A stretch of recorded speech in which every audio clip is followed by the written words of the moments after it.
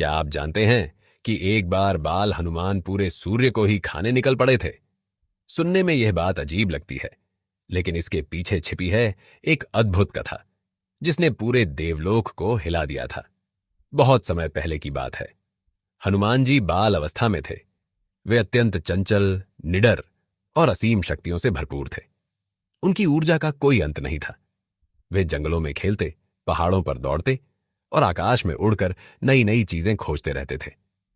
एक दिन प्रातःकाल जब पूर्व दिशा में सूर्य उदय हो रहा था, पूरा आकाश लाल और सुनहरे रंग से जगमगा रहा था।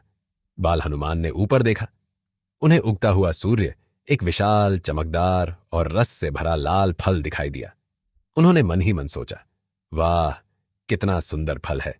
ऐसा फल मैंने पहले कभी नहीं देखा। इसे तो मुझे अभी खाना चाहिए। बस फिर क्या था।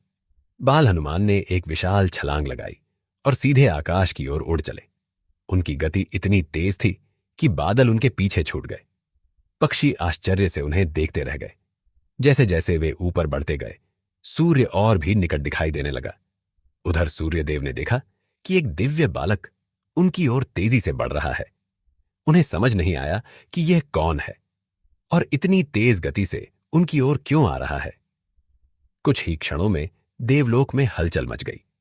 देवताओं ने देखा कि यदि हनुमान जी सूर्य तक पहुंच गए तो सृष्टि का संतुलन बिगड़ सकता है, पृथ्वी पर अंधकार छा सकता है और समस्त प्राणियों के लिए संकट उत्पन्न हो सकता है। उसी समय राहु भी सूर्य ग्रहण करने के लिए सूर्य के निकट पहुंचा था, लेकिन बाल हनुमान ने राहु को भी एक काला फल समझ लिया। वे राहु की ओर भी तेजी से बढ़ने लगे। यह देखकर राहु भयभीत हो गया। वह तुरंत देवराज इंद्र के पास पहुंचा और बोला, देवराज, आपने सूर्य और चंद्रमा को ग्रहण करने का अधिकार तो मुझे दिया था, लेकिन आज कोई दूसरा मुझसे पहले ही मुझे निगलने आ गया है। राहु की बात सुनकर इंद्रदेव चिंतित हो उठे। वे अपने दिव्य हाथी ऐरावत पर सवार होकर तुरंत वहां पहुंचे, लेकिन बाल हनुमान तो पूरी मस्ती में थे। उन्हें किसी का भय नहीं था। अब उन्हें ऐरावत भी एक विशाल सफेद फल जैसा दिखाई दिया। वे उसकी ओर भी बढ़ने लगे। देवराज इंद्र ने स्थिति की गंभीरता को देखते हुए अपना वज्र चला दिया।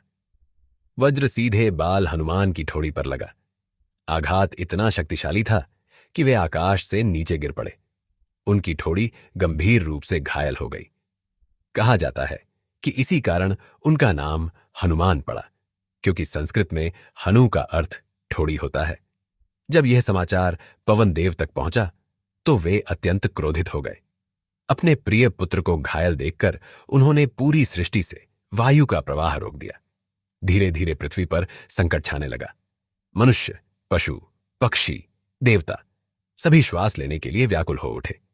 नदियां शांत हो गईं, वृक्ष स्थिर हो गए और पूरा संसार मानो थम सा गया। देवताओं को अपनी भूल का एहसास हुआ। वे सभी पवन देव के पास पहुंचे और उनसे क्षमा मांगने लगे।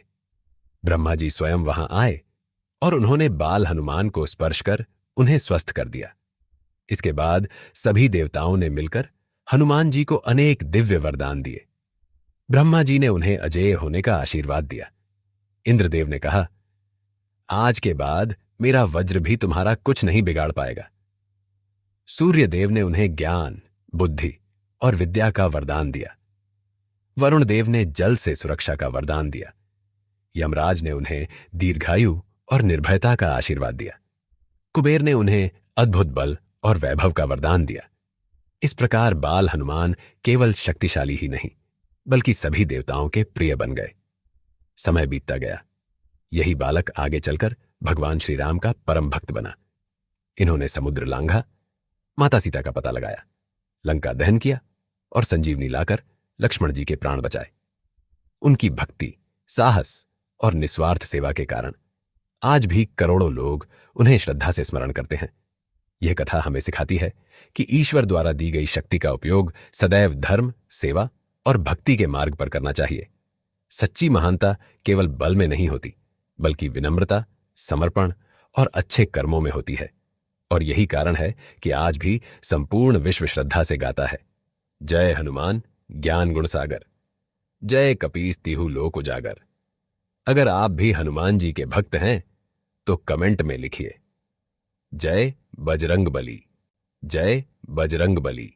जय बजरंग बली।